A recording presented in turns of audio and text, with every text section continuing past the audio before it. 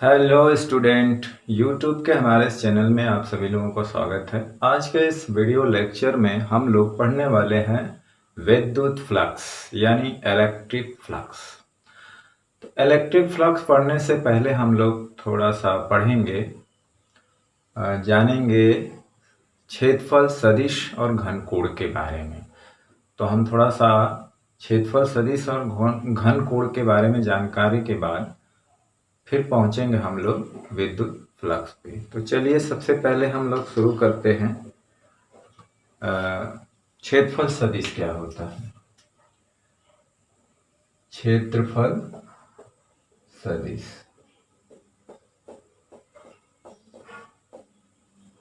जिसको हम लोग इंग्लिश में एरिया वेक्टर कहते हैं। Area vector. तो भौतिकी में क्या होता है कि क्षेत्रफल को सदिश रूप में प्रदर्शित किया जाता है। भौतिकी के प्रश्नों में क्षेत्रफल को सदिश रूप में प्रदर्शित किया जाता है और क्षेत्रफल सदिश एक सदिश राशि होती है। इसमें परिमाण के साथ साथ इसकी दिशा भी होती है और इसकी जो दिशा होती है वो क्षेत्रफल के पृष्ठ पर खींचे गए अभिलंब की दिशा में होती है, यानी कि क्षेत्रफल के लंबवत दिशा में इसकी दिशा होती है। तो चलिए इस बात को लिख लेते हैं, फिर समझेंगे कि क्यों इसकी दिशा जो होती है पृष्ठ के लंबवत होती है और क्षेत्रफल की सदिश राशि होती है। तो क्षेत्रफल सदिश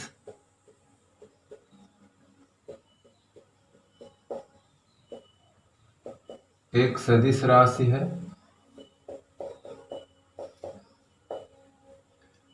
इसमें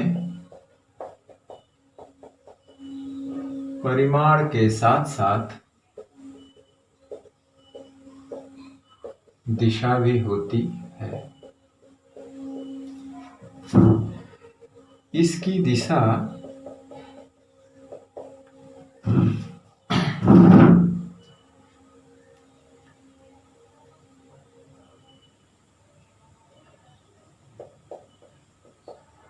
क्षेत्रफल के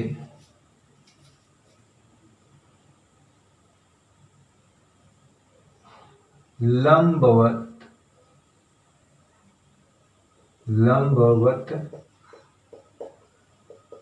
दिशा में होती है। यानी कि जो क्षेत्रफल के लंबवत दिशा में होती है, अगर कोई तल या पृष्ठ है तो उसके क्षेत्रफल की जो दिशा होती है वो पृष्ठ पर खींचे गए अभिलंब की दिशा में होती है। मतलब अर्थात ये कह लें कि किसी पृष्ठ के क्षेत्रफल की दिशा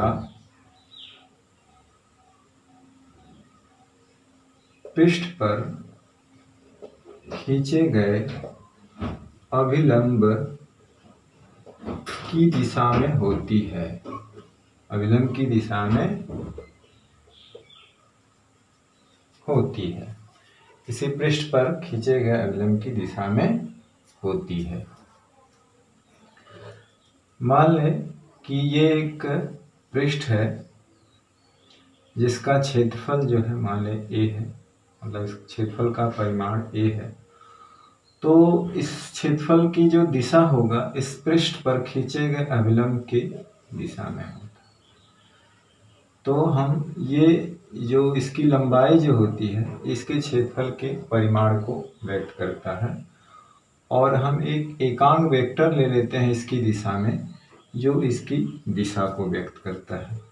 यानी कि हम इसे इस तरह से लिख सकते हैं। तो ये एकांक वेक्टर जो है इसकी डायरेक्शन को प्रदर्शित कर रहा है कि इसकी डायरेक्शन इस तरफ है और इस तीर का जो लेंथ है वो इस एरिया का परिमाण बता रहा है। चलिए अब देखते हैं कि क्षेत्रफल जो है क्यों सदिश राशि है, इसकी दिशा पृष्ठ के लंबवत क्यों होती है।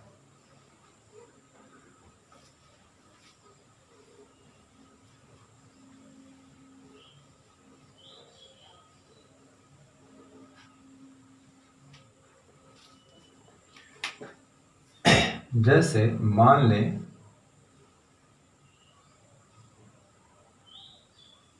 ये x y और ये z है। मान लेते हैं कि ये एक स्क्वायर है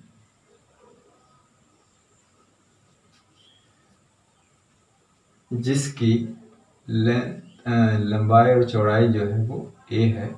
ये इसको हम लोग a b c d मान लेते हैं। तो जो एरिया जो होती है वो सदिश राशि है। जैसे अगर आपसे पूछा जाए कि इसकी एरिया क्या होगी तो आप कहेंगे ए स्क्वायर होगी। आप डायरेक्ट ए इंटू ए कर देंगे, भुजा का वर्ग कर देंगे तो इसलिए ए स्क्वायर होगी। हालांकि ये चीज़ ट्रीट किया जाता है मैथमेटिक्स में, गणित में एरिया को एज ए उसके परिमाण लिया जाता है, डायरेक्शन का कोई मतलब नहीं होता। लेकिन फिजिक्स में, भौतिक के प्रश्नों में एरिया को सदिश रूप में प्रदर्शित किया जाता है। तो अगर इसे हम इसकी एरिया लिखा जाता है तो एरिया जो इसकी होगी वो होती है क्या, एरिया इसके साइडों का क्रॉस प्रोडक्ट होती है, ना कि डॉट प्रोडक्ट। क्या होती है? Cross product. आप लोग वेक्टर में पढ़े भी होंगे, वो त्रिभुज का क्षेत्रफल सदिश रूप में प्रदर्शित किया गया था और समांतर चतुर्भुज का जो क्षेत्रफल है उसको भी सदिश रूप में प्रदर्शित किया गया था। तो वो साइडों का क्रॉस प्रोडक्ट होता है। तो इसलिए एरिया जो होती है वो इनकी साइडों का क्रॉस प्रोडक्ट होती है, A B cross B C. और एरिया क्या हो गया? सदिश। अब जानते हैं कि जो सदिशों का जो सदिश गुणनफल होता है वो भी एक सदिश राशि होती है। तो इनकी साइड का ये क्रॉस प्रोडक्ट है तो ये भी एक सदिश राशि देता है। वेक्टर में दो सदिशों का गुणनफल सदिश राशि, तो इसलिए सदिशों का एक क्रॉस प्रोडक्ट भी एक सदिश राशि होती है। इसलिए एरिया क्या होती? सदिश राशि होती है। अब ये इसको लिखा जाता है, इसका परिमाण a है, इसका भी परिमाण a है और इन दोनों के बीच का कोण इनटू साइन होता है। तो ये 90 डिग्री है तो साइन 90, और यहाँ पे हम लोग डायरेक्शन दे देते हैं एन कैप। तो ये हो जाएगा ए स्क्वायर साइन 90 का मान होता है 1, मान होता है 1, और ये एन कैप। तो एन कैप क्या होता है? डायरेक्शन। तो आप जानते हैं कि एक्स एक्सिस में दिशा बताने के लिए यूनिट वेक्टर आई कैप होता है, वाई डायरेक्शन में बताने के लिए जे कैप होता है, जेड डायरेक्शन में बताने के लिए के कैप होता है। तो चूंकि ये जो है वो एक्स वाई प्लेन में है, अब है कि अभी हम इसकी डायरेक्शन यहाँ पे लिखना बाकी है। तो अभी हम डायरेक्शन देखेंगे कि किधर होती है। हमने अभी बताया है कि पृष्ठ के लंबवत होती है। तो आप लोग जानते हैं कि जैसे दो वेक्टर होते हैं, जैसे ये वेक्टर 1 है, एक दूसरा वेक्टर b है, तो जिसका हम लोग जो क्रॉस प्रोडक्ट लेते हैं तो एक सदिश राशि आती है। तो आप जानते हैं कि जो सदिश राशि ये आती है इसकी जो दिशा होती है, भाई ये सदिश राशि है तो इसकी दिशा भी होगी। तो इसकी जो दिशा होती है इन दोनों सदिशों को रखने वाले तल के किधर होती है? लंबवत होती है। जैसा कि आपने वेक्टर में पढ़ रखा है कि जो सदिश राशि आती है वो क्या होती है? इन दो सदिशों के रखने वाले तल के लंबवत दिशा में इसकी डायरेक्शन होती है, जिसको हम लोग दाहिने हाथ के अंगूठे के नियम, मैक्सवेल स्क्रू पेच नियम के नियम से निकाल सकते हैं। तो उसी तरह से इन दोनों तल के लंबवत डायरेक्शन होती थी। उसी तरह से ये दोनों वेक्टरों को इसको रखने वाले तल ये सैंपट के तल में है। तो जो एरिया सदिश राशि आएगी इन दोनों वेक्टरों के रखने वाले तल के लंबवत दिशा में आएगी, यानी इस पृष्ठ के लंब दिशा में होगी, या तो अंदर होगी, बाहर होगी, या तो अंदर की डायरेक्शन में होगी, या तो बाहर या तो अंदर होगी। तो इसलिए एरिया की डायरेक्शन अगर बाहर लेते हैं, दोनों डायरेक्शन ट्रू है, बाहर भी अंदर भी, तो वो क्या आएगी? ये जेड डायरेक्शन में आएगी। तो हम यहाँ पे उसकी दिशा को ऐसे दिखा सकते हैं, या इसको अंदर दिखाएं तो हम माइनस के कैप ऐसे दिखा सकते हैं। तो ये है। अब दो दाहिने हाथ का अंगूठे का नियम जो होता है वो इस तरह के हथेली फैलाएंगे, अंगूठा हथेली लंबवत होंगे। आप हथेली को किसी एक वेक्टर पे रखिए। मान लीजिए हमने इस वेक्टर ए पे रखा और दूसरे वेक्टर की तरफ अंगुलियों को मोड़ देते हैं, तो अंगूठा जिस डायरेक्शन में जाता है वही उस सदिश राशि की दिशा होती है। देखिए अंगूठा इस प्लेन के लंबवत आ रहा है ना, तो जो तीसरी राशि निकल के आती है उसकी डायरेक्शन इस प्लेन के क्या होती है, लंबवत। तो उसी तरह से एरिया भी दो साइडों का क्रॉस प्रोडक्ट होता है, इसलिए सदिश राशि इसकी भी दिशा है कि इसको रखने वाले तल के लंबवत होगी। तो ये दोनों श्यामपट्ट में है, तो एरिया की जो डायरेक्शन होगी श्यामपट्ट के लंबवत बाहर या अंदर होगी। तो ये है। चलिए इस पे एक दो उदाहरण ले लेते हैं।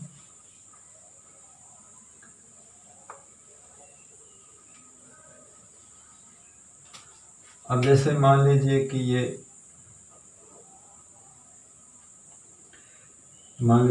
x है, ये y है और ये z है। यहाँ पे मान लीजिए कि एक सर्किल है, एक प्लेट है जिसकी रेडियस r है। तो इसका एरिया वेक्टर लिखना है, इसका क्षेत्रफल सदिश क्या होगा।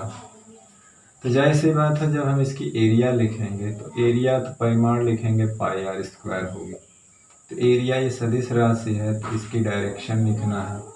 तो चूंकि ये एक्स वाई प्लेन में है तो इसकी जो डायरेक्शन होगी एरिया के इसके लंबवत यानी जब डायरेक्शन में है तो हम लोग कि या बाहर या अंदर हो सकती है, दोनों दिशाएं ट्रू है तो -k हो सकता है। उसी तरह से इस तरह से अगर सवाल हो, मान लीजिए ये भी x z इधर y हो जाए, तो y के डायरेक्शन में जानते हैं j कैप होता है, इस डायरेक्शन में i कैप होता है, इधर k कैप।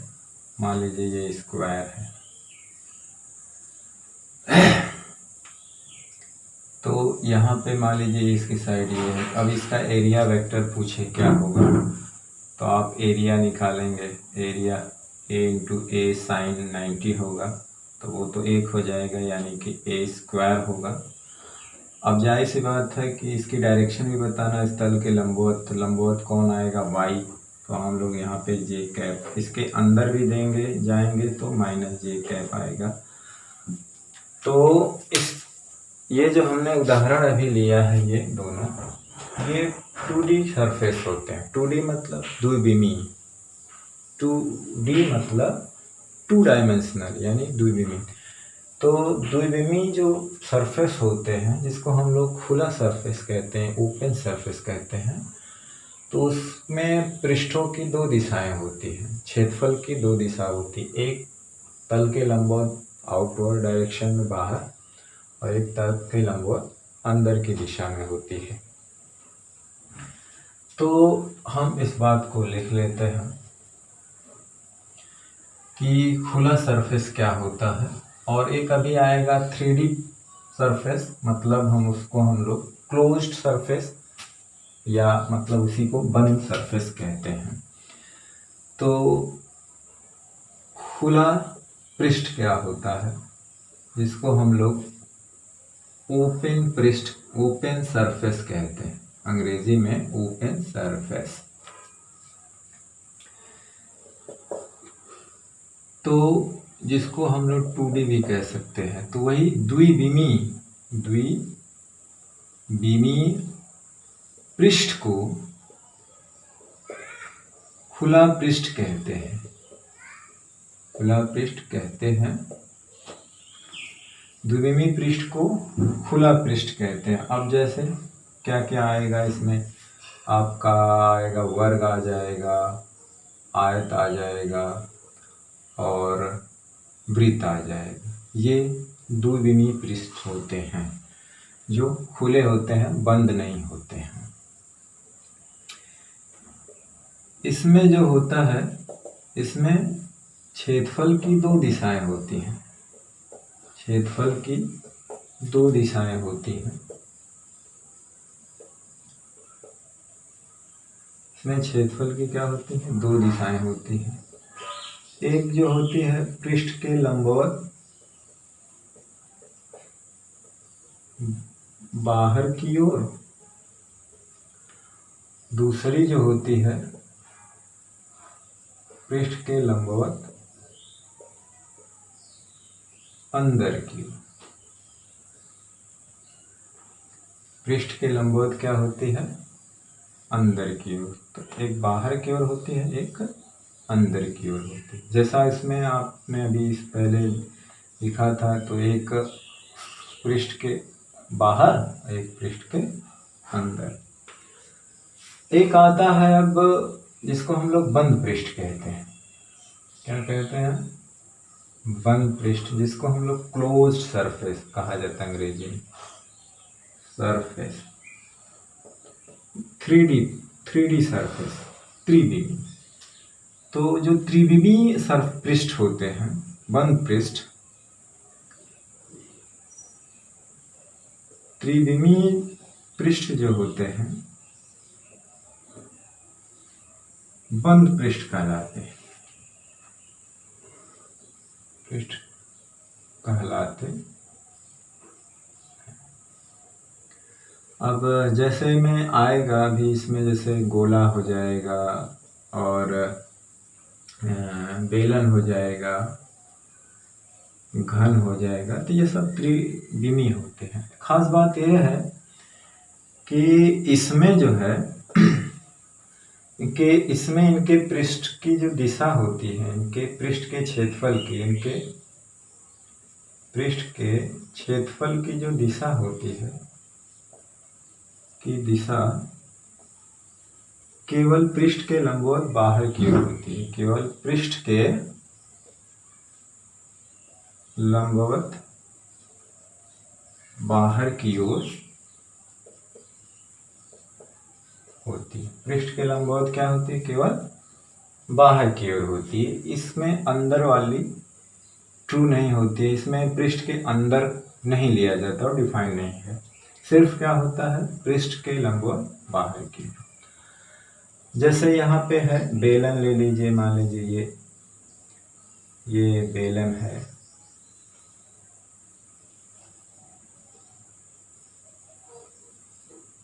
तो इसकी देखिए 3 पृष्ठ है, ये एक वक्राकार है, 2 समतल है। तो देखिए इस पृष्ठ के क्षेत्रफल की डायरेक्शन इस दिशा में होगी, इसकी दिशा इसके लंबवत इधर होगी, इसकी इसके लंबवत इधर होगी। इसके अंदर नहीं है। जैसे कि 2D में क्या होता है कि 2 डायरेक्शन होती है, पृष्ठ के लंबवत अंदर, पृष्ठ के लंबवत बाहर, लेकिन इसमें केवल एक होती है, एक। उसी तरह से घन है, तो घन में 6 पृष्ठ होते हैं। 6 पृष्ठ के क्षेत्रफल की डायरेक्शन जो होती है उनके लंबवत बाहर की ओर होती है। ये है, ये है, ये है, और नीचे वाला इसके सामने, इसके पीछे। तो ये इसके पृष्ठ, इसकी दिशा इधर, इसकी दिशा इधर, इसकी दिशा इधर, इसकी दिशा इधर, ये इसकी इधर, और इसके पीछे जो उसकी उधर। अंदर नहीं होती, यानी इसकी 2 दिशाएं नहीं होती, इसके पृष्ठ की केवल एक दिशाएं होती।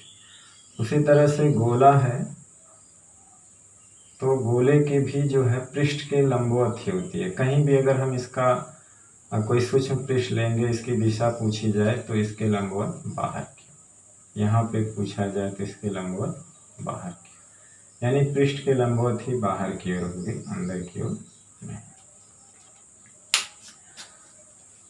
तो ये था खुला पृष्ठ के बारे में। किसको कहते हैं? बंद पृष्ठ किसको कहते हैं? इसमें पृष्ठ के क्षेत्रफल की दिशा कितनी होती है, इसमें कितनी होती है, किधर होती है, ये चीजें आई। अब हम लोग जो है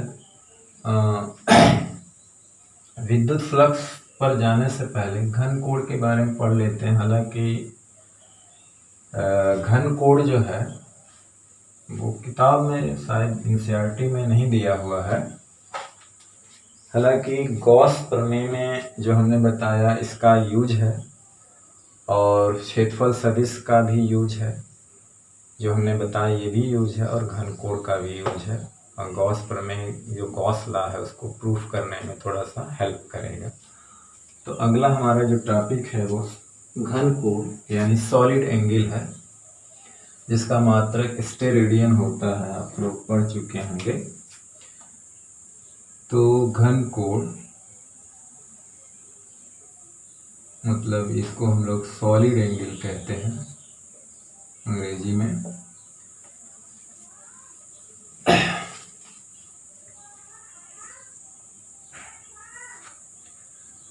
और इसे जो है ओमेगा या इस ओमेगा से पूरे बंद पृष्ठ के द्वारा जब घन कोण को, या हम लोग डी ओमेगा से प्रदर्शित करेंगे इसको। तो जैसे कि ये घन कोण जो होता है वो 3 डायमेंशनल बंद पृष्ठ के लिए डिफाइंड है। जैसे कोई गोला है, गोले के कारण पूरे पृष्ठ के कारण उसके सेंटर पे जो कोण बनता है उसी को घन कोण कहा जाता है। पूरे गोले के कारण जो घन कोण बनेगा उसको हम इस अक्षर से प्रदर्शित करेंगे, ओमेगा या इस ओमेगा से। लेकिन किसी गोले के किसी एक सूक्ष्म पृष्ठ द्वारा उसके सेंटर पे जो बनेगा तो छोटा कोण बनेगा, तो इससे डी ओमेगा या इस डी ओमेगा से प्रदर्शित करेंगे। तो घन कोण की जो डिफिनीशन है उसे हम लोग लिख लेते हैं। किसी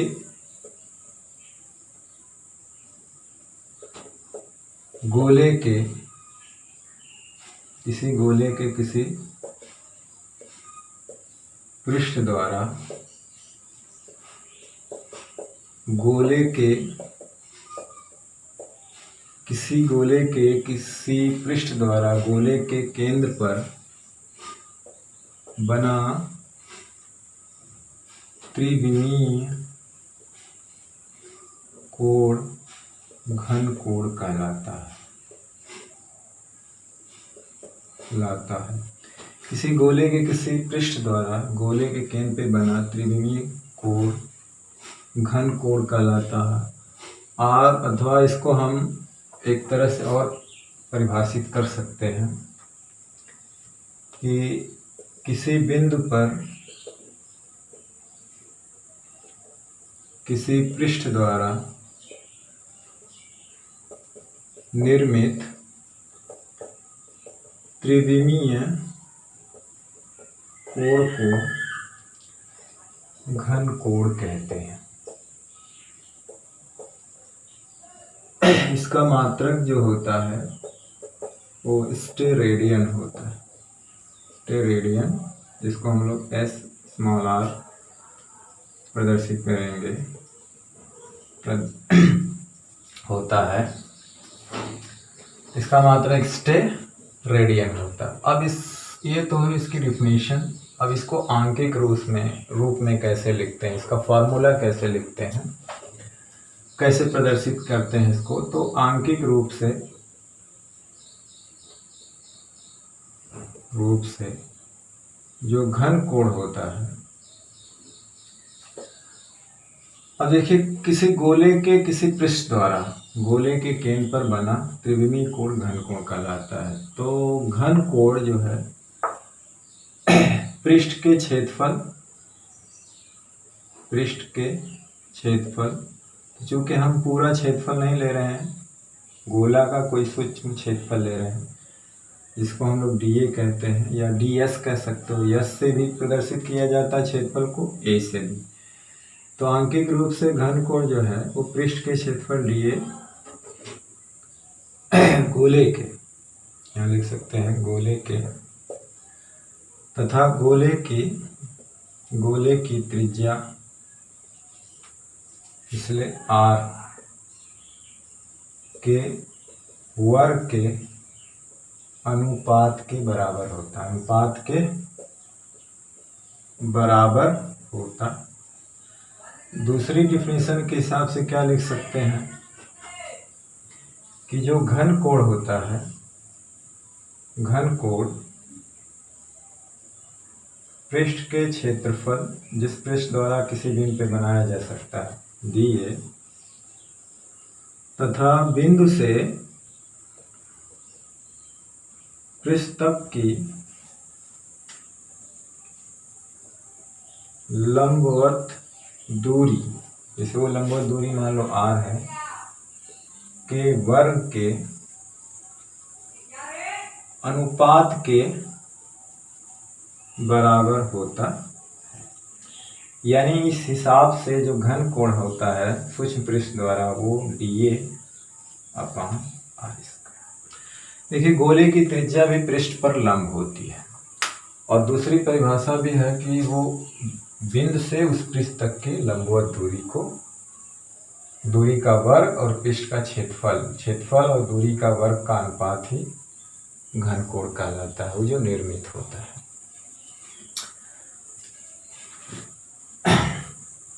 तो d ओमेगा बराबर dA/r²। जिसे मैंने फिगर गोले को लेकर के हम लोग जो इसको देखते हैं, जो कि समझने में आसानी होगी,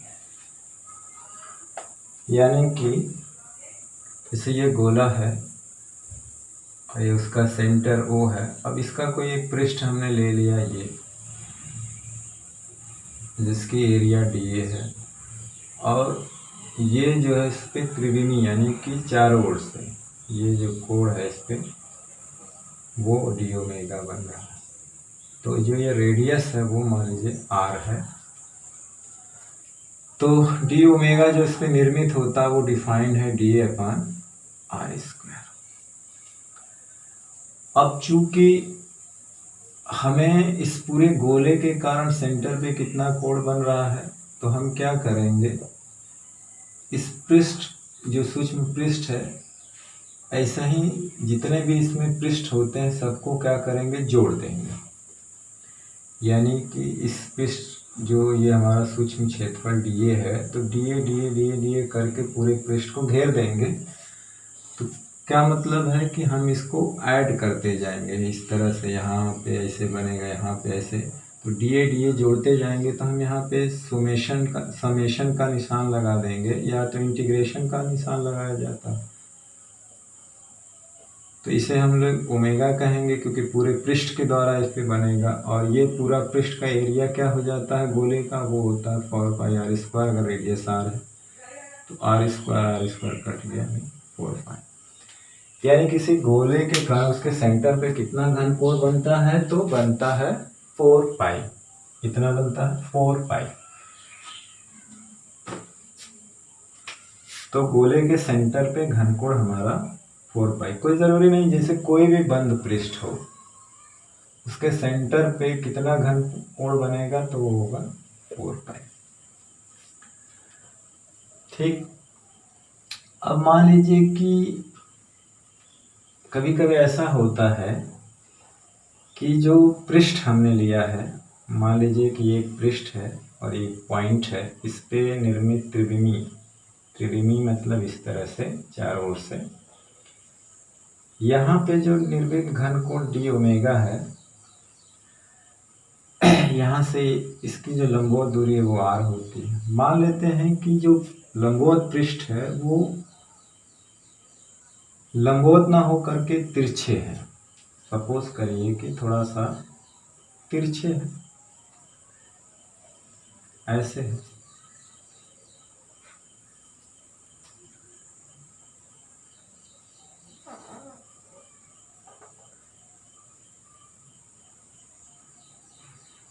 यानी कि वो पृष्ठ थोड़ा सा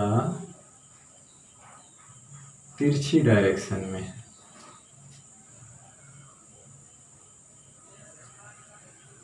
यानी कि ऐसे नहीं है, ऐसे है। अब क्या होगा कि थोड़ा सा फिगर जो है सही नहीं बन रहा। आप ये समझिए कि ये एक सीधा पृष्ठ था ऐसे, और एक दूसरा पृष्ठ हमने ले लिया जो कि थोड़ा सा तिरछे है, यानी ऐसे है, थोड़ा सा झुका हुआ इस डायरेक्शन में है। तो उस पृष्ठ के द्वारा इस पर कितना घन कोण बनाया जाता है, तो हम क्या करेंगे कि वो उस पृष्ठ को इसकी लंब दिशा में यानी इसके लंबवत, यानी कि जो एरिया की डायरेक्शन है, एरिया की डायरेक्शन तो ये होती है, उस डायरेक्शन के लंबवत, एरिया की डायरेक्शन ये है, उसके लंबवत डायरेक्शन में इसका घटक लेते हैं। तो इसका घटक जैसे कि ये पृष्ठ था तो इसकी डायरेक्शन इधर थी, मान लो ये इसकी एरिया सपोज करिए डीए है तो इसकी डायरेक्शन इधर है। दूसरा पृष्ठ है, मान लीजिए उसकी भी एरिया वही है लेकिन वो थोड़ा सा झुका हुआ है और उसको हम ये इतना झुका हुआ थीटा कोण पे इधर है। तो अब क्या होता है कि इस पृष्ठ का इसके एरिया के लंबवत डायरेक्शन में घटक लेते हैं, तो इसका इस दिशा में घटक लेंगे, इसे एस के लंबवत बनाएंगे तो वो मिलेगा डी ए कॉस थीटा। अब डी ए कॉस थीटा इस पे जो कोण निर्मित करेगा वो डी ओमेगा होगा, तो उसको ऐसे लिखा जाता है डी ओमेगा। अब जो है ये cos theta upon are square आ जाएगा। तो अगर कोई पृष्ठ जो है लंबवत से थोड़ा सा झुका हुआ है तो उसके द्वारा किसी पॉइंट पे निर्मित जो त्रिविमीय घन कोण होता है वो D A cos theta upon are square होता है। D A cos theta upon are square होता है क्योंकि हम उस पृष्ठ का उसके इसके लंबवत डायरेक्शन में क्या लेते हैं, घटक लेते हैं। इसको इस डायरेक्शन में ले जाएंगे तो इसका घटक हमें मिलेगा डी ए कॉस थीटा। अब ये इस पे घन कोण डी ओमेगा बनाएगा, यानी हमें डी ओमेगा ही घन कोण चाहिए तो वो D A cos theta upon are square बनाएगा वहां पे। तो जहां पे इस तरह का पृष्ठ मिले तो हम डायरेक्टली जो है ये यूज करेंगे, और जहां पे लंबवत पृष्ठ मिलेगा, जैसे यहाँ पे रेडियस के लंबवत है, यहाँ पर भी इस रेडियस के इस दूरी के लंबवत पृष्ठ है, तब तो हम ये यूज करेंगे। अगर थोड़ा सा झुका है किसी कोण पे तो उसका घटक यूज करेंगे D A cos theta upon are square. तो अभिलंब दिशा में इसका क्या करेंगे, घटक लेंगे। ये थोड़ा सा इस्तेमाल है वहाँ गॉस प्रमेय को प्रूव करते वक्त, हालांकि कुछ ज़्यादा इस्तेमाल नहीं है इसका। अब चलिए हम लोग जो है शुरू करते हैं मोस्ट इम्पॉर्टेंट टॉपिक जो है विद्युत फ्लक्स। विद्युत फ्लक्स जिसको अंग्रेजी में हम लोग कहते हैं इलेक्ट्रिक फ्लक्स। क्या कहा जाता है, इलेक्ट्रिक फ्लक्स कहा जाता है। विद्युत फ्लक्स तो इसे आप लोगों ने चुंबकीय फ्लक्स तो हाई स्कूल में पढ़ रखा है, बिल्कुल उसी तरह से विद्युत फ्लक्स भी होता है। तो विद्युत फ्लक्स को जो परिभाषित किया गया है वो इस तरह से कि किसी विद्युत क्षेत्र में क्षेत्र के लंबवत, किसी विद्युत क्षेत्र में क्षेत्र के लंबवत रखे किसी तल से तल से होकर गुजरने वाली संपूर्ण क्षेत्र रेखाओं की संख्या को तल से बद्ध विद्युत फ्लक्स कहते हैं, और इसे फाई ई से प्रदर्शित करते हैं। फाई ई मतलब वही इलेक्ट्रिक, फाई फ्लक्स से प्रदर्शित करते हैं। तो चलिए इसके डिफिनेशन को हम लोग लिख लेते हैं।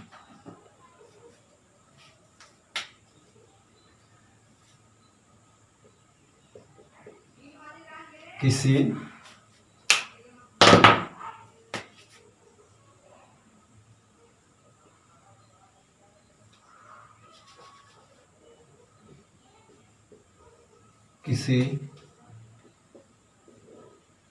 विद्युत क्षेत्र में क्षेत्र के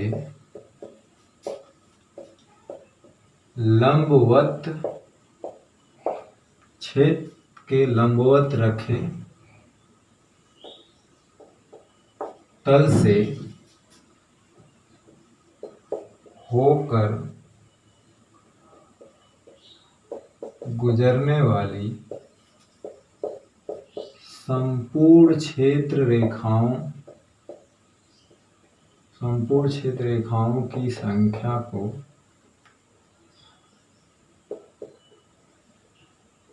तल से बद्ध विद्युत फ्लक्स कहते हैं।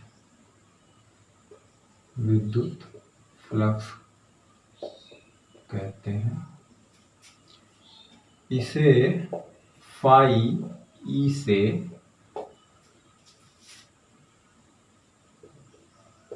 प्रदर्शित करते।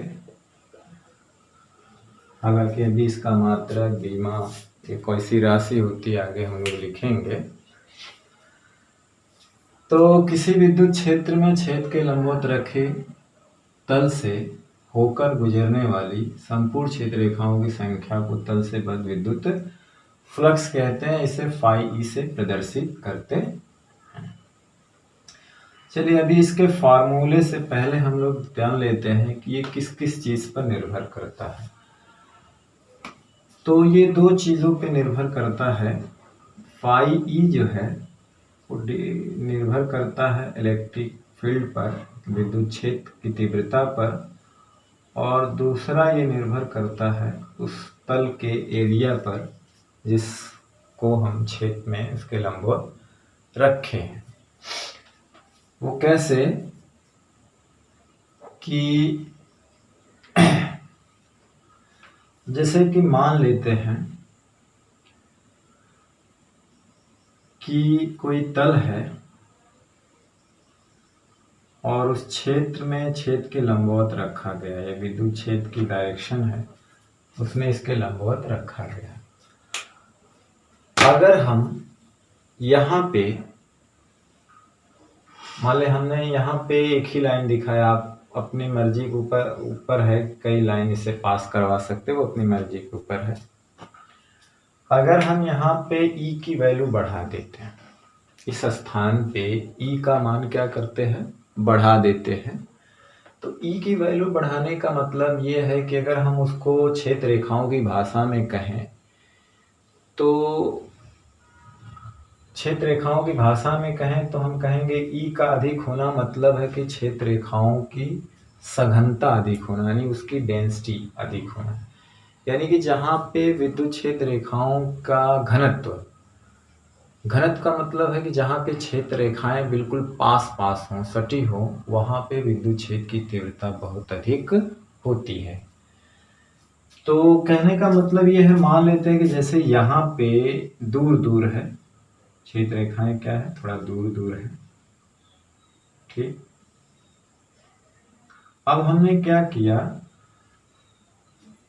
कि इसका परिमाण बढ़ा दिया, यानी इसका मैग्नीट्यूड बढ़ा दिया। तो मैग्नीट्यूड बढ़ाने का मतलब ये क्या हुआ कि इसकी जो क्षेत्र रेखाओं का जो फैलाव था, जहाँ पे क्षेत्र रेखाएं दूर दूर होती हैं उसका मतलब होता है वहाँ की विद्युत क्षेत्र तीव्रता कम है, और जहाँ विद्युत क्षेत्र रेखाएं पास पास होती हैं वहाँ पे विद्युत क्षेत्र की तीव्रता अधिक होती है। तो जैसे हम ई की वैल्यू बढ़ा देते हैं तो क्या होता है कि क्षेत्र रेखाएं जो होती हैं बिल्कुल पास पास आ जाती हैं। वही कहने का मतलब होती है कि उनकी सघनता बढ़ जाती है। तो सघनता बढ़ने का मतलब बता रहा है कि अब विद्युत क्षेत्र की तीव्रता अधिक हो गई। तो उसका मतलब ये हुआ कि अब उस एरिया में से ज्यादा क्षेत्र रेखाएं पास हो रही। इस वक्त यहाँ पे 2 पास हो रही थी, जब हमने ई बढ़ा दिया तो इसकी सघनता बढ़ गई, ये पास पास आ गई। तो इसमें से अब 4 पास होने लगी। तो इसका मतलब है कि अब इससे होकर क्षेत्र रेखाओं की संख्या बढ़ गई, तो उसी को कहा जाता फ्लक्स, यानी फ्लक्स बढ़ गया। अब दूसरी बात है एरिया से। अब यही पहले वाले में अब ई को कांस्टेंट रख दीजिए, उसको मत बढ़ाइए। अब हमें बारी है क्षेत्रफल बढ़ाने की। अब देखिए यहाँ पे इस क्षेत्रफल छोटा था तो 2 रेखाएं पास हो रही थी, फ्लक्स 2 था। अब मान लीजिए हमने क्या किया कि इस फ्लक्स एरिया को बढ़ा दिया, इतना बड़ा कर दिया। अब देखिए इससे 1 2 3 4 5 क्षेत्र रेखाएं गुजरने लगी। तो विद्युत क्षेत्र में रखे क्षेत्रफल को अगर बढ़ाते जाएंगे तो उससे होकर क्षेत्र रेखाओं की संख्या बढ़ती जाएगी, यानी फ्लक्स का मान बढ़ जाएगा। इसका मतलब फाई का मान जो होता है, फ्लक्स का मान इन दो क्वांटिटी पे निर्भर करता है। तो इस तरह से इसका जो सूत्र बना वो ये बना इस परिभाषा के हिसाब से कि तल कहाँ रखा गया है, तल जो है क्षेत्र के लंबवत रखा गया। तो इस परिभाषा के हिसाब से यदि मान लेते हैं कि यदि तल का क्षेत्रफल जो है ए हो और विद्युत क्षेत्र की तीव्रता क्या हो, तीव्रता ई हो, तो परिभाषा अनुसार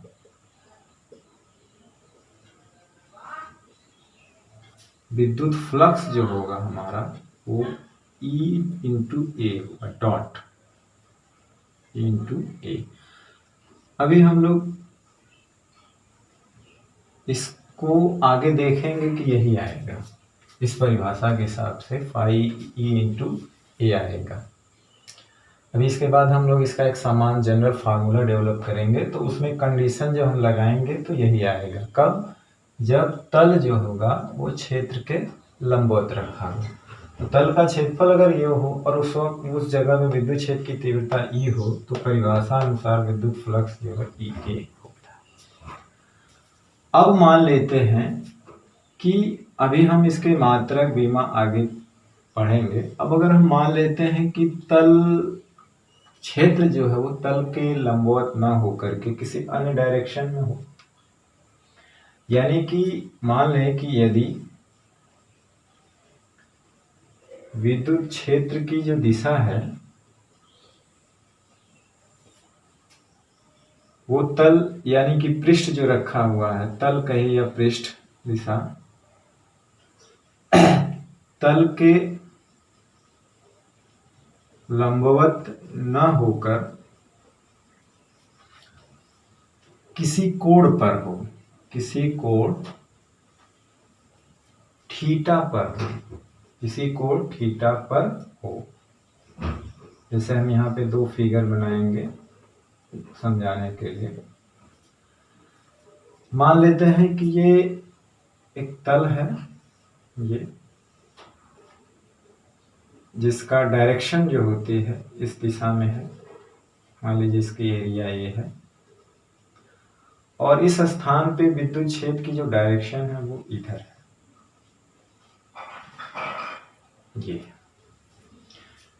या हम इस तरह से हम तल बनाएं, इसका एरिया ए है और इसकी जो डायरेक्शन है इसके क्षेत्रफल की वो इधर है, और इस स्थान पे जो क्षेत्र की डायरेक्शन ए है, इससे थीटा कोण पे है ये। अब तल क्या है? क्षेत्र के लंबवत नहीं है, क्षेत्र जो है तल के लंबवत नहीं है बल्कि क्षेत्र की दिशा से थीटा कोण पे झुका हुआ है। तो हम यहाँ पे विद्युत क्षेत्र को दो घटकों में तोड़ सकते हैं, इसके पूरे मान को दो पार्ट में डिवाइड कर सकते हैं जिसका योग इसके बराबर होता है। ऐसा हम वेक्टर में वियोजन पढ़े हुए हैं कि किसी वेक्टर को दो घटकों में तोड़ा जाता है जिसका संयुक्त मान जो है उस दिए हुए वेक्टर के बराबर होता है। तो जैसे एक तो इसका घटक इस डायरेक्शन में होगा जिसको हम लोग कहेंगे ई कॉस थीटा, और एक इसके लंबवत इस डायरेक्शन में होगा, इसको हम लोग कहेंगे ई साइन थीटा। उसी तरह से एक इसका इस दिशा में घटक होगा वो हो जाएगा ई कॉस थीटा, और एक इसके इधर डायरेक्शन में होगा वो हो जाएगा ई साइन थीटा। अब आप यहाँ देखेंगे कि विद्युत क्षेत्र के दो घटक हो गए। अब इसका मान यहाँ पे कोई वैल्यू नहीं है, इसको हमने यहाँ पे ला दिया और यहाँ पे ला दिया, यहाँ पे और यहाँ पे। अब आप देख के बताएंगे कि इस विद्युत क्षेत्र का कौन सा घटक ई कॉस थीटा या ई साइन थीटा फ्लक्स बनाएगा। ई साइन थीटा फ्लक्स बनाएगा या ई कॉस थीटा बनाएगा, ई कॉस थीटा बनाएगा या ई साइन थीटा बनाएगा।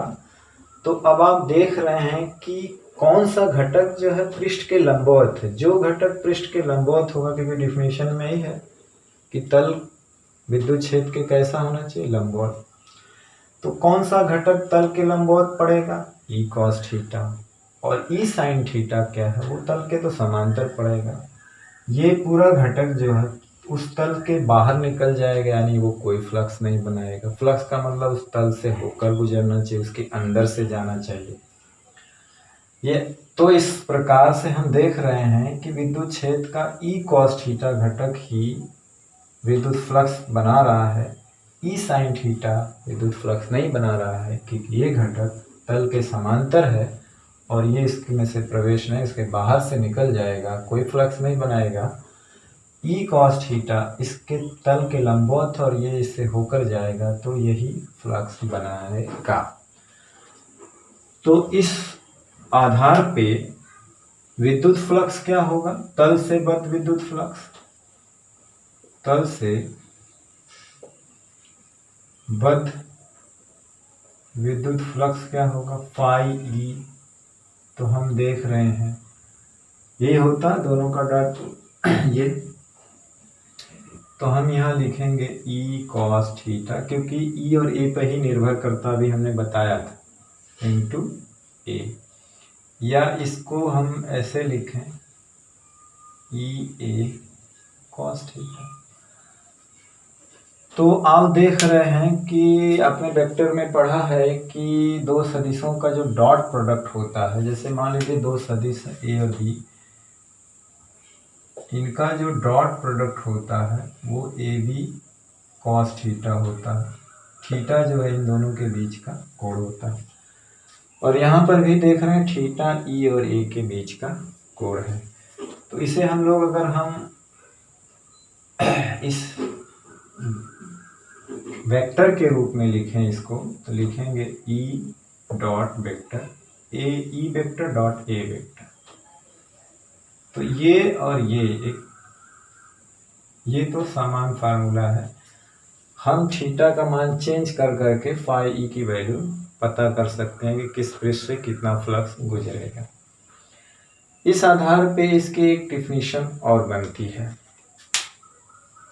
इस आधार पे इसकी एक डिफिनीशन और बनती है, उसे हम लोग यहाँ पे लिख लेते हैं कि किसी विद्युत क्षेत्र में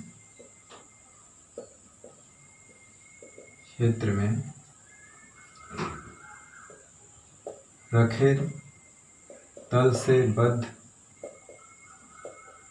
विद्युत फ्लक्स क्या होता है, फ्लक्स विद्युत क्षेत्र सदिश तथा क्षेत्रफल सदिश के बिंदु गुणनफल के बराबर होता है। बिंदु गुणनफल के बराबर होता, बिंदु गुणनफल के बराबर होता है। ठीक। किसी विद्युत क्षेत्र में रखे तल से बद्ध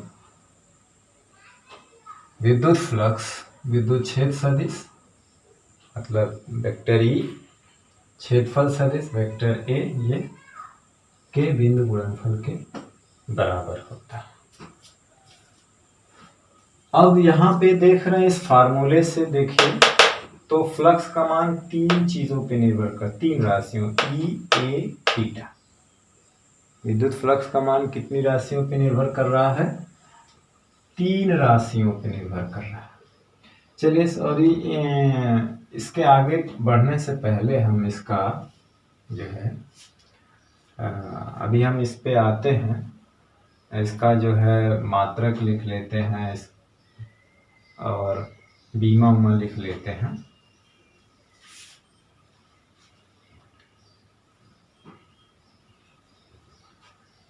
या अगर परीक्षा में आता है तो आप जिस तरह का क्वेश्चन पूछेगा उसी तरह का आंसर देने की कोशिश करिएगा। ऐसा नहीं है कि आप एक तरफ से शुरू करिए पूरा लिख डालिए। क्या पूछा है, डिफिनीशन पूछा है, डिफिनीशन दीजिए। मात्रक पूछा, मात्रक बता दीजिए। और किससे प्रदर्शित करते हैं वो बता दीजिए, सिंपली उसका फार्मूला लिख दीजिए। बीमा पूछा, बीमा बता दीजिए। इसमें हर चीज़ को लिखना ज़रूरी नहीं, आप प्रश्न पढ़िए क्या वो पूछ रहा है, उसके अकॉर्डिंग जो है आप आंसर दीजिए। चलिए अच्छा, बाद में ही मात्रक कर वो देखते हैं। पहले ये देख रहे हैं कि हमारा जो फार्मूला निकल के आया सामान्य, वो आया कि फाई ई बराबर जो आया ई ए कॉस थीटा। अब जानते हैं थीटा किसके बीच का कोण है, ई और ए के बीच का कोण है। थीटा किसके बीच का कोण है, ई ए के बीच, ई की दिशा और ए की दिशा के बीच का कोण है, याद रखें। अब यहाँ से जो है फाई ई जो है वो 3 राशियों पर निर्भर करता है, राशियों पर निर्भर करता है। किस पे, पहला ई पर, दूसरा ए पर, तीसरा थीटा पर। यदि ई और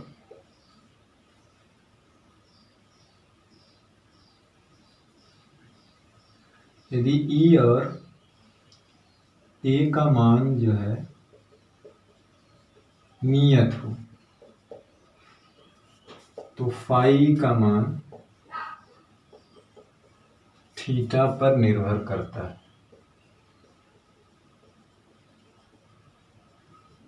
किस पे निर्भर करता है, थीटा पर निर्भर करता है। अब हम यहाँ पे 3 केस ले रहे हैं थीटा के रूप में, 3 केस। एक जब थीटा 0 डिग्री हो, एक जब थीटा 90 डिग्री हो, और एक जब थीटा 180 डिग्री हो। इसका आगे भी हम लोग इस्तेमाल करेंगे गॉस लॉ में। तो यहाँ पे 3 स्थितियाँ आ रही हैं। तो जैसे केस नंबर 1 हम ले रहे हैं कि यदि थीटा क्या हो, 0 डिग्री, मतलब क्या हुआ कि ई की दिशा और ए की दिशा समांतर हो। क्या हो, यानी कि ए की जो डायरेक्शन है, ए की जो दिशा है वो ई की दिशा में हो।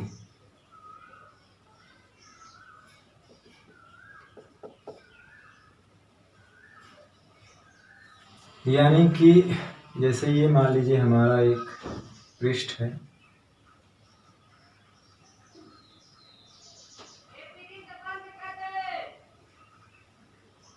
जिसकी एरिया ए है, डायरेक्शन इधर है, और उसी डायरेक्शन में ई भी हो, तो यहाँ पे थीटा क्या है, 0 है। तब इससे कितना फ्लक्स गुजरेगा, ये कॉस 0 का मान ए होता है। ये देखिए, ये डिफिनीशन के हिसाब से हमने जो लिखा था वो आया। यानी कि पृष्ठ क्षेत्र के क्या है, पृष्ठ क्षेत्र के लंबवत। पृष्ठ पे जो लंब है और ये इनकी दिशा के बीच का कोण 0 है, तो पृष्ठ ठीक क्षेत्र के लंबवत पड़ेगा। यानी तब ये मैक्सिमम फ्लक्स गुजरेगा जब लंबवत हो। और देख रहे हैं ये पहली बात तो मैक्सिमम हो गया, दूसरी बात जो है ये पॉजिटिव हो गया, धनात्मक हो गया। धनात्मक का मतलब ये हुआ कि फ्लक्स जो है पृष्ठ से निर्गत होगा, यानी पृष्ठ में प्रवेश नहीं करेगा। यानी कि जो फ्लक्स होगा वो पृष्ठ से निर्गत होगा। तो जब भी फ्लक्स पृष्ठ से निकलता है उसे पॉजिटिव लिया जाता है। जब भी फ्लक्स पृष्ठ से निकलता है उसे क्या लिया जाता है, पॉजिटिव लिया जाता है। ठीक, यानी कि जब पृष्ठ की डायरेक्शन ई की डायरेक्शन में होता है तो इसका मतलब है कि पृष्ठ से फ्लक्स बाहर आ रहा है। बाहर आने को हम लोग क्या कहते हैं, धनात्मक। हाँ, एक चीज़ और है, यहाँ पे देखिए कि हमने वहाँ पे 2D, ये 2D ही है, 2D पृष्ठ है, 2 डायमेंशनल है, द्विमीय। तो उसकी दो दिशा होती है, कि इसके इधर है, एक इसके पीछे भी होगी। तो किसको धनात्मक मानते हैं, तो वो पृष्ठ को पॉजिटिव मानिएगा जो ई की दिशा में हो। यानी कि जो पृष्ठ, जिस पृष्ठ की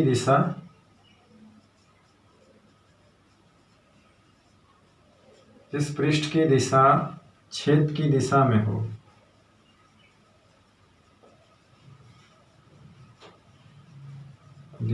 हो, वो धनात्मक पृष्ठ होता है।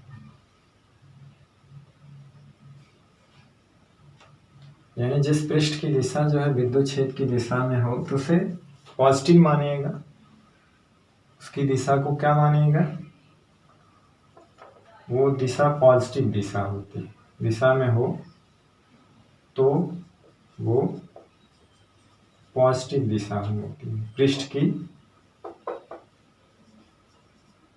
धनात्मक दिशा होती है।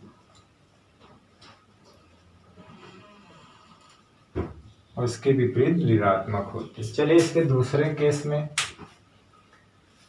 दूसरा केस हम ये लेते हैं कि जब थीटा 90 डिग्री पे हो, मतलब अगर पृष्ठ छेद के ही समांतर हो।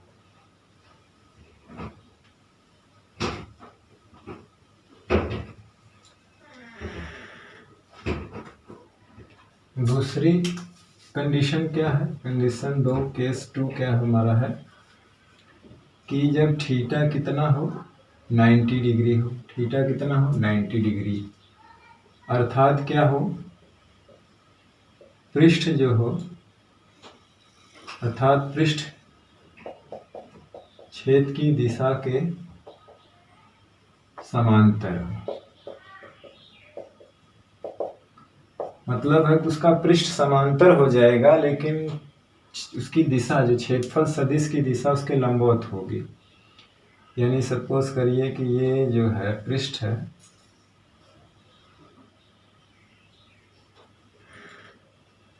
और देखिए इसकी डायरेक्शन विद्युत छेद की दिशा इधर है, तो ये इस पृष्ठ के क्या हुआ समांतर, लेकिन इसकी जो डायरेक्शन है छेदफल सदिश की दिशा इधर होगी। अगर इसका परिमाण ए है, इसके बीच का कोण 90 डिग्री, तो हमारा फ्लक्स कितना गुजरेगा, वो आएगा ई ए कॉस 90, मतलब 90 मतलब 0, तो फाई मतलब 0। इससे होकर के कोई फ्लक्स नहीं गुजरेगा। यानी अब केस नंबर 3 क्या है कि यदि थीटा 180 डिग्री हो, मतलब अब छेदफल सदिश और विद्युत छेद की दिशा परस्पर क्या हो, विपरीत हो। यानी कि अब अगर छेदफल की दिशा इस साइड हो,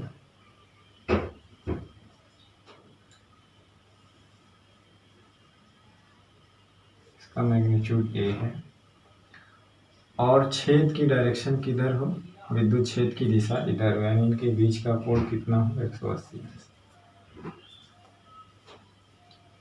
तो जो फ्लक्स होगा फाई ई, वो होता है ई ए कॉस 180 का मान -1 होता है, तो आएगा -ई ए। तो फ्लक्स क्या हो गया, यहाँ पे नेगेटिव हो गया, फ्लक्स क्या हो गया, नेगेटिव हो गया। यानी कि नेगेटिव का मतलब क्या होता है, फ्लक्स नेगेटिव का मतलब होता है अर्थात कि जो फ्लक्स रेखाएं होंगी,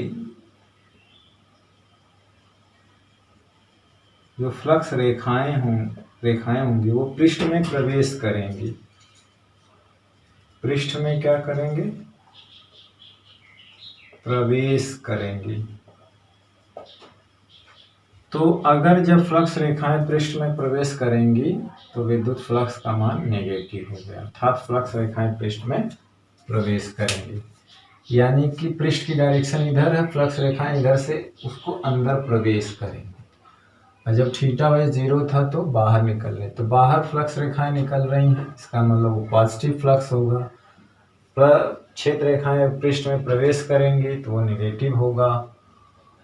अगर पृष्ठ की दिशा छेद के लंबवत है तो उसे कोई फ्लक्स नहीं गुजरेगा। अब हम चलते हैं विद्युत फ्लक्स के मात्रक, बीमा और कैसी राशि है इसके बारे में। हालांकि ये बातें हमको डिफिनीशन के तुरंत बाद ही बता देना चाहिए था, इसकी परिभाषा के। चलिए, हमने कहा ना कि जैसा प्रश्न हो ऐसा उत्तर दीजिए। अब हमारा जो फार्मूला है वो सामान्य ये ए है, ई ए कॉस थीटा, इसे हम लिख सकते हैं vector E dot vector A. जानते हैं कि दो सदिशों का जो अदिश गुणनफल होता है एक अदिश राशि होती है। इस दो सदिश का अदिश गुणनफल, बिंदु गुणनफल, अदिश गुणनफल क्या देता है? अदिश राशि। इसीलिए विद्युत फ्लक्स क्या है? एक अदिश राशि। विद्युत फ्लक्स क्या है? एक अदिश राशि। और अदिश राशियों को हम लोग जो है वो बीजगणितीय ढंग से जोड़ घटा सकते हैं, यानी कि उसको चिन्हों के साथ जोड़ा घटाया जा सकता है, और ये धनात्मक, ऋणात्मक और जीरो कुछ भी हो सकते हैं। तो अभी आपने देखा कि विद्युत फ्लक्स धनात्मक भी होता है, ऋणात्मक भी होता है और जीरो भी होता है, क्योंकि ये अदिश राशि होती है। क्योंकि अभी आपने देखा कि ये बिंदु गुणनफल होता है दो सदिशों का, इसलिए अदिश राशि होती है।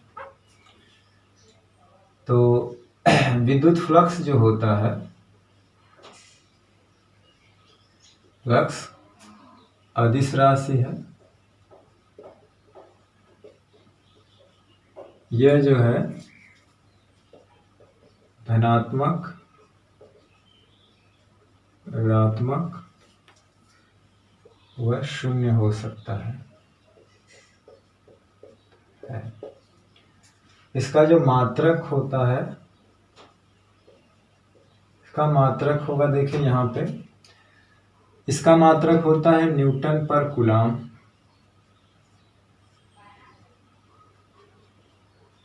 और एरिया का मात्रक होता है मीटर स्क्वायर। मतलब है कि न्यूटन मीटर स्क्वायर पर कूलाम।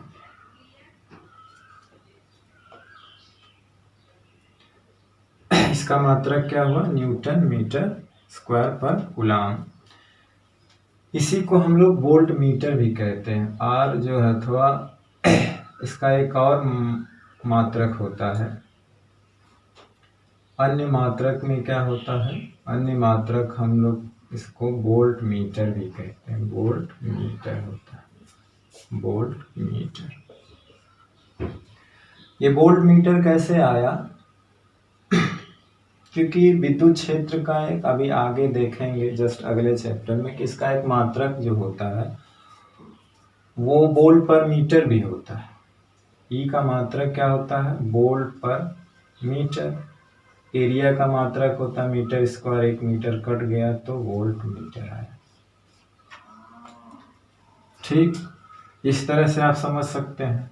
इसका एक मात्रक और होता है वोल्ट पर मीटर, न्यूटन पर कूलाम के अलावा, और एरिया का होता है मीटर स्क्वायर, तो मीटर से मीटर कट गया तो ये आएगा। तो ठीक, इस तरह से और भी समझ सकते हैं कि न्यूटन बल का मात्रक होता है, एक मीटर इसके साथ लेंगे तो न्यूटन मीटर होगा, जो कार्य का मात्रक होगा, कार्य का मात्रक। और नीचे कूलाम क्यू है, और डब्ल्यू बाई क्यू को वोल्ट कहा जाता है, और यहाँ पे मीटर है इस पूरी राशि को। यानी कि न्यूटन मीटर पर कूलाम को हम लोग क्या कहते हैं? वोल्ट। जस्ट आप आगे पढ़ेंगे या हाई स्कूल में आप लोग पढ़ रखा है। और यहाँ तो न्यूटन एक मीटर, कूलाम लेंगे तो वोल्ट हो जाएगा, एक मीटर बचेगा तो ही वोल्ट मीटर। तो इसके अन्य मीटर क्या होते हैं? वोल्ट मीटर होते हैं। और एक राशि जो होती है अदिश राशि होता है। अब इसकी जो बीमा होती है पाई ई। अब यहाँ पे देखिए न्यूटन किस का मात्रक है? बल। बल की बीमा होती है mL/t-2। एरिया की बीमा होती एल स्क्वायर, और ये कूलाम आवेश का मात्रक होता है, आवेश की बीमा होती है AT। इसको थोड़ा सा सेट करेंगे तो क्या मिलेगा हमें? m, L या Q हो जाएगा, टी का पावर -2, एक ऊपर जाएगा तो -3, ये ऊपर जाएगा तो ए ऊपर, ये इसकी बीमा हो गई। तो ये था हमारा विद्युत फ्लक्स। अदिश राशि ये धनात्मक ऋणात्मक शून्य हो सकता है, जैसा आपने पीछे देखा, मात्रक न्यूटन मीटर स्क्वायर पर कूलम या वोल्ट मीटर होता है, बीमा ml³ T-3 e के पावर -1 होता है। इससे रिलेटेड न्यूमेरिकल अगला वीडियो लेक्चर में हम न्यूमेरिकल लेके आएंगे, क्योंकि वीडियो लंबा हो जाएगा तो इसीलिए छोटे छोटे वीडियो रहेंगे। आप लोग बोर भी नहीं होंगे, 1.5 घंटे के वीडियो पढ़ने में बोर हो जाएंगे, छोटा वीडियो रहेगा तो पढ़ेंगे भी।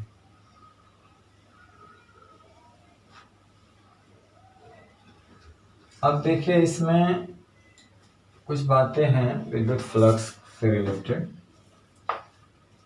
कि जैसे कि ये एक, मान लीजिए ये बड़ा क्षेत्रफल है जिसकी एरिया कैपिटल ए है, इसी के अंदर एक हम छोटा सूक्ष्म एरिया लेते हैं। मान लीजिए कि यहाँ पे विद्युत क्षेत्र की डायरेक्शन ये है, इसको हमने डीए मान लिया, ये एरिया है।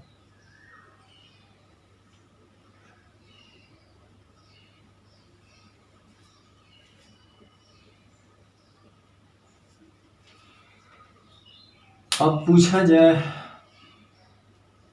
कभी कभी ये होता है कि पूरे एरिया पे जो विद्युत क्षेत्र की तीव्रता होती है वो यूनिफॉर्म नहीं होती है, नॉन यूनिफॉर्म, कहीं पे ज़्यादा कहीं पे कम, फिर कहीं पे ज़्यादा। उस हिसाब से क्या करते हैं कि हम एक अति सूक्ष्म एरिया लेते हैं, बहुत छोटी स्मॉल एरिया। तो उस छोटे से एरिया में हम मान के चलते हैं कि फील्ड कांस्टेंट होती है। तो उस छोटे से एरिया से हम पहले फ्लक्स निकाल लेते हैं। तो छोटी एरिया का फ्लक्स को हम d phi e कहेंगे, और वो हो जाएगा, उसकी एरिया क्या है, उस जगह पे हम E को क्या मान लेंगे, कांस्टेंट, और उसकी एरिया है dA और cos थीटा। ये हमारा फार्मूला है कि इस सूक्ष्म एरिया से गुजरने वाला फ्लक्स ये होगा। थीटा जो है इस एरिया के डायरेक्शन और इसके डायरेक्शन के बीच का कोण है।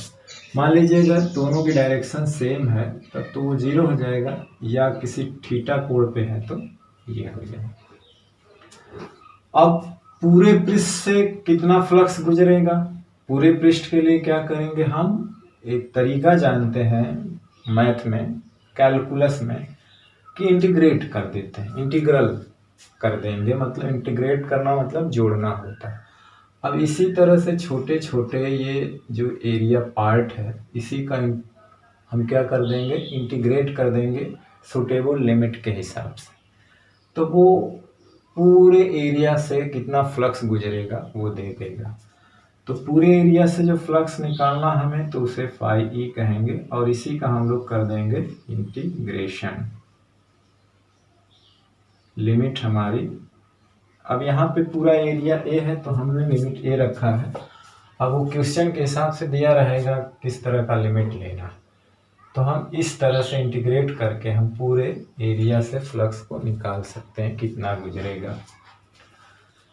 उसी तरह से मान लो कि अगर ये बंद पृष्ठ 3D पृष्ठ है, 3D ओपन पृष्ठ था ये, अगर बंद है तो सारी प्रक्रिया यही होगी, बशर्ते वहां पे हम लोग क्या कर देंगे, इंटीग्रल के ऊपर एक सर्किल लगा देंगे।